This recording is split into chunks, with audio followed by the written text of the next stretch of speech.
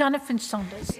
Llywyd, well, once again, we just see another hit to Wales and its businesses. The UK Government's decision to raise employer national insurance contributions in the autumn budget is nothing short of a disgrace. This policy is misguided, it's damaging, it's a direct attack on businesses and workers with the potential to stall wage growth, limit job creation and weaken the already fragile Welsh economy. The Chancellor, the Right Honourable Rachel Reeves, claims this tax hike is necessary to fund public services. But let us be clear. The burden will not fall on her desk in Westminster. It will fall on our employers, our employees, our small businesses, their families, already struggling to make ends meet. We've already seen 2 massive protests in Llandudno and London by our hard-working farmers. And whilst the emphasis was, yes, on the inheritance tax, many that I've spoken to within Aberconwy say the national insurance implications and the increases are going to really make them struggle. The government's decision to increase employer national insurance contributions from 13.8% to 15% breaks even their own manifesto promise not to raise taxes on workers. And that was enticing people to vote for them. How can they betray people who then voted for them and do the opposite? It's disgraceful.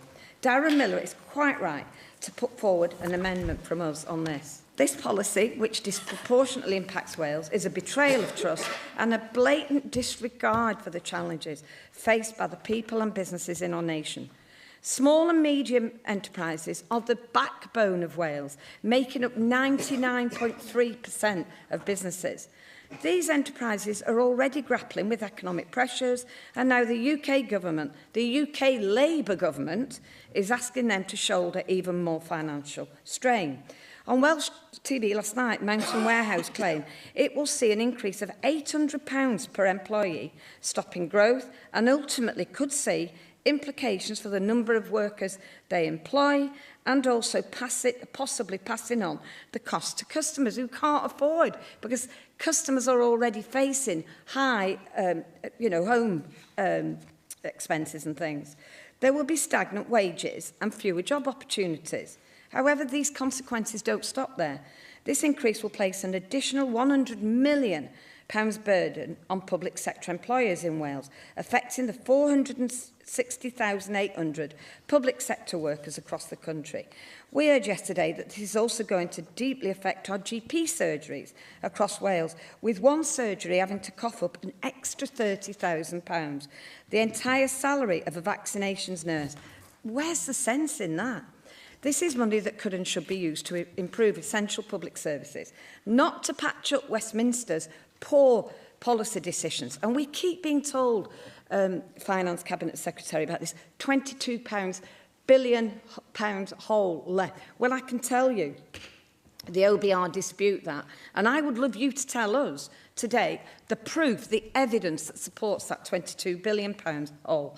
Even limited company directors who are already squeezed by high costs will be hit hard. If they pay themselves a salary, they too will face higher national insurance contributions. A survey by the FSB revealed that 92% of small employers are already worrying about the costs and risks of hiring. Wales was the only UK nation where visitor spending in 23 failed to return to pre-pandemic levels. Since the pandemic, 17% of hospitality venues in Wales have closed, compared to 14% in England and 13% in Scotland. This tax hike will hit these sectors hard, particularly those reliant on part-time workers. But all we've seen since July is a Welsh Labour government without any backbone, allowing Westminster to dictate policies that harm our own people and businesses. Let me be clear. The Welsh Government may not stand up for small businesses, but there is one party in this chamber that does, and it is we on these Welsh Conservative benches. We will continue to fight for fairer policies that protect jobs, encourage growth and ensure that Wales prospers. It is time for change. It is time for policies that work for Wales, not against it. And in 18 months, the voters in Wales will have that chance. Bring it on. Yeah.